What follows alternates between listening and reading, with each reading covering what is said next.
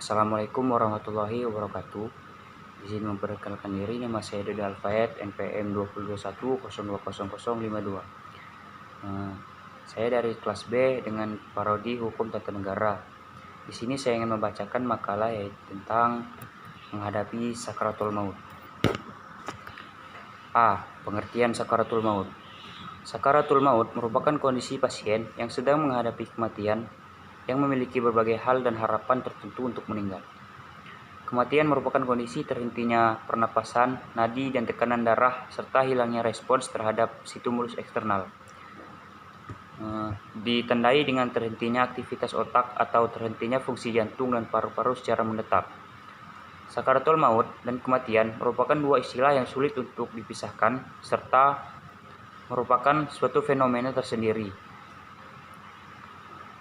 Kematian lebih ke arah suatu proses, sedangkan sakaratul maut merupakan akhir dari hidup. Mengenai tanda-tanda husnul khotimah atau su'ul khotimah seseorang yang sedang sakaratul maut, Utsman bin Affan pernah berkata bahwa Nabi Subhanahu wa Ta'ala bersabda, "Perhatikanlah orang-orang yang sedang hampir mati. Seandainya kedua matanya terbelalak, dahinya berkeringat, dan dua lubang hidungnya bertambah seperti orang yang sedang berdengkur atau ngorok atau tercekik, wajahnya pucat, mulutnya bertambah besar seperti ia telah mendapat kabar buruk."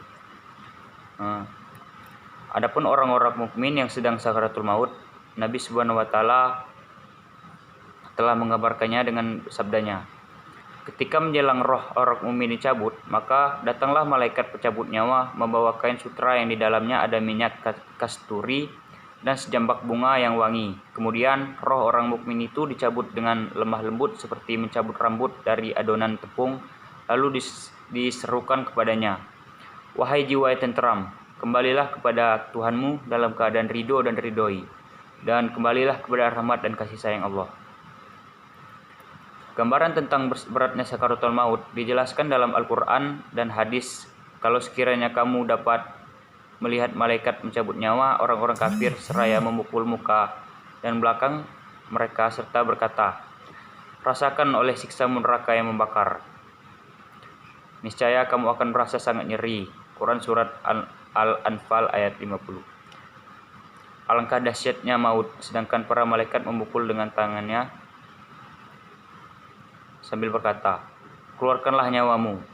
Pada hari ini kamu dibalas dengan siksaan yang sangat menghinakan karena kamu selalu mengatakan terhadap Allah perkataan yang tidak benar dan karena kamu selalu menyombongkannya diri terhadap ayat-ayatnya." Quran Surat Al-An'am ayat 93. B. Ciri-ciri pasien sakaratul maut. Ciri-ciri orang yang sedang mengalami sakaratul maut dengan kematian normal atau bukan karena kecelakaan. A. Nafasnya cepat dan dangkal atau agak mirip orang yang sedang lari maraton dan agak mendengkur. Dan B. Suhu tubuh tiba-tiba diikuti frekuensi denyut jantung yang semakin cepat, lalu kemudian menjadi dingin diikuti menurunnya frekuensi denyut nadi. Yang C. Mengalami perasaan resah dan gelisah yang sangat disertai bercucurannya keringat. D. Mulutnya mengeluarkan kata-kata yang paling sering ia katakan, misalnya Allahu Akbar, atau ini kalau dia adalah orang yang rajin berzikir, atau buruknya mengatakan perkataan yang kotor, semisal nama-nama hewan seperti anjing dan lain-lain. Kalau tahu begini, saya sarankan supaya kurangi perkataan yang kotor. Dan yang C. Etiologi sakaratul maut. Su'ul khatimah ada dua macam, salah satunya lebih berbahaya dari yang lain. Satu, su'ul khatimah yang paling berbahaya yaitu ketika menghadapi sakaratul maut timbul di hatinya keraguan dan pengingkaran atas iman kepada Allah. Ketika ruhnya dicabut, ia dalam keadaan mengingkari dan meragukan keimanannya sehingga menyebabkan adanya hijab antara ia dan Allah. Dengan begitu, rahmat Allah akan jauh darinya dan ia akan kekal di neraka. Dapat disimpulkan menjadi dua penyebab berikut. A. Mengira telah mencapai kesempurnaan sifat waro' atau zuhud dan ibadah yang telah dilakukan telah sempurna. seperti seorang zuhud yang selalu mengerjakan perbuatan bid'ah. Seorang seperti ini sangat berbahaya ketika menghadapi sakaratul maut, walaupun ia selalu melakukan perbuatan baik. B. Lemah iman dan cinta kepada dunia. Selama iman seseorang lemah dan kecintaan kepada dunia sangat besar, maka sulit baginya untuk mencapai kecintaan kepada Allah.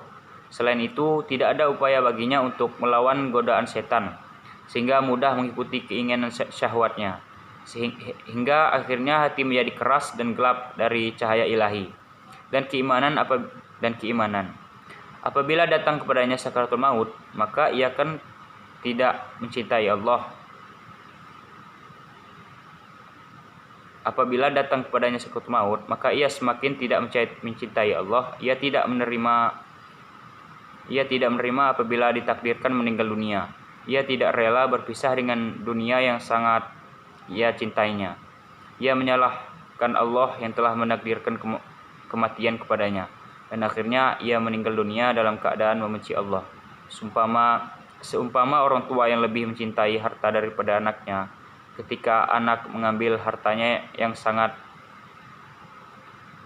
disayangi dan menghilangkannya, maka kecintaannya kepada sang anak berubah menjadi kebencian. 2. Lebih ringan daripada yang pertama, yaitu ketika menghadapi sakaratul maut, hatinya dipenuhi kecintaan kepada dunia dan syahwat, sehingga ketika ruhnya dicabut, ia dalam keadaan yang sangat tersiksa karena meninggalkan dunia yang sangat dicintainya. Penyebab itu dapat disimpulkan menjadi 2. 1. Banyak kemaksiatan yang dilakukan meskipun keimanannya kuat. 2. Iman yang lemah walaupun tidak banyak melakukan kemaksiatan. D. Tindakan saat menangani pasien sakaratul maut.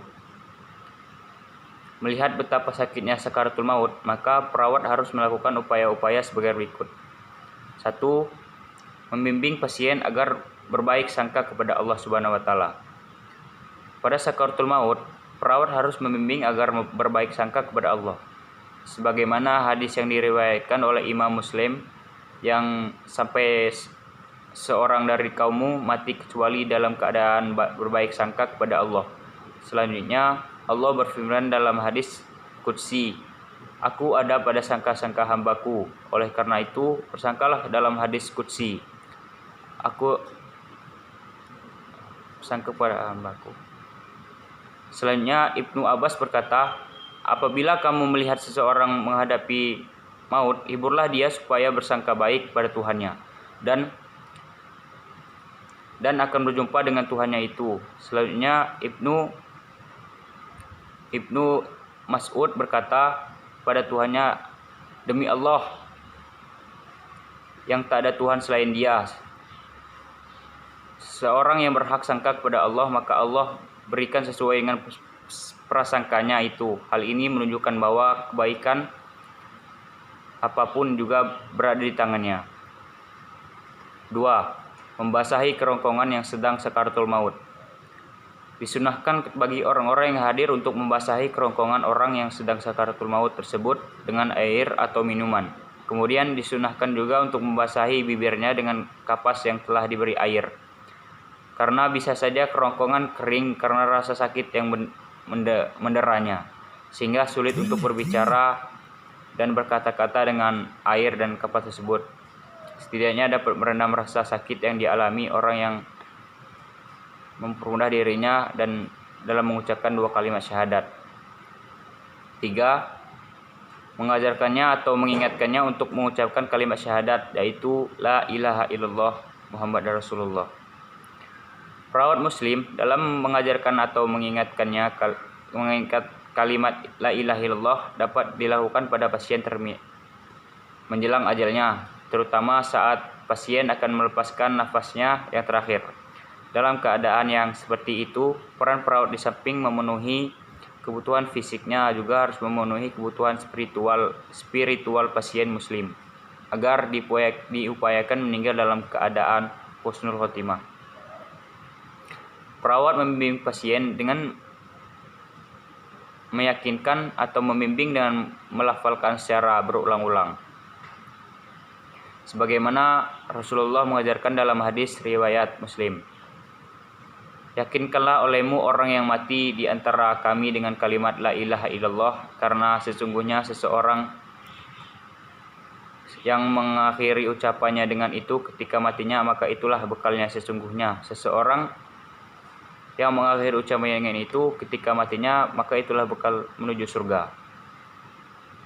Selanjutnya Umar bin Khattab berkata, hindarilah orang yang mati di antara kami dan zikirkanlah mereka dengan ucapan la ilaha illallah, maka sesungguhnya mereka melihat apa yang tidak bisa kamu lihat. Yang keempat, menghadapkannya ke arah kiblat. Caranya, jika ia berbaring maka lambung kanannya diarahkan ke lantai. Disunahkan untuk menghadap orang yang telah sakaratul maut ke arah kiblat. Sebenarnya ketentuan ini tidak mendapatkan penegasan dari hadis Rasulullah.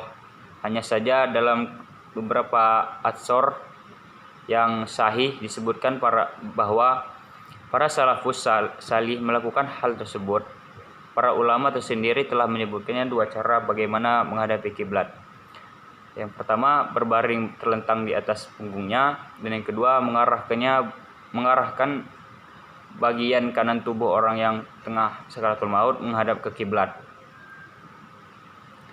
Yang kelima, mendoakannya agar dosanya diampuni dan dimudahkan keluarnya ruh. Wallahu alam. Di samping berusaha memberikan sentuhan perawat muslim, perlu berkomunikasi terpetik. Antara lain diriwayatkan oleh Imam Muslim, Rasulullah SAW sabda, bila kamu datang mengunjungi orang sakit atau orang mati, hendaklah kamu berbicara yang baik, karena sesungguhnya malaikat mengaminkan terhadap apa yang kamu ucapkan. Selanjutnya diriwayatkan oleh Ibnu Majah, Rasulullah sallallahu bersabda, apabila kamu menghadiri orang yang meninggal dunia, yang keluar dari dan berkatalah dan kata-kata yang baik, karena malaikat mengaminkan terhadap apa yang kamu ucapkan. Tanda-tanda kematian. Tanda-tanda kematian terbagi ke dalam 3 tahap, yakni menjelang kematian, saat kematian, dan setelah kematian. Yang pertama, mendekati kematian. Tanda-tanda fisik menjelang kematian meliputi penurunan tonus otot, gerakan, dan yang kedua, sirkulasi melemah. Yang ketiga, kegagalan fungsi sensorik. Yang keempat, penurunan kegagalan fungsi pernapasan. Yang kedua, saat kematian. Yang pertama, terhentinya pernapasan, nadi, tekanan darah, dan fungsi otak, atau tidak fungsinya paru, jantung, dan otak. Yang kedua, hilangnya respon terhadap stimulus eksternal. Yang ketiga, hilangnya kontrol atas sfinkter kandung kemih dan rektum atau inkontinensia akibat peredaran darah terhambat. Yang keempat, hilangnya kemampuan panca indera hanya indera pendengaran yang paling lama dapat berfungsi. Yang kelima, adanya garis datar pada mesin elektroencephalografi menunjukkan terhentinya aktivitas listrik otak atau penilaian pasti untuk suatu kematian. Sekian materi yang saya sampaikan, kurang lebihnya saya minta maaf. Saya akhiri. Wassalamualaikum warahmatullahi wabarakatuh.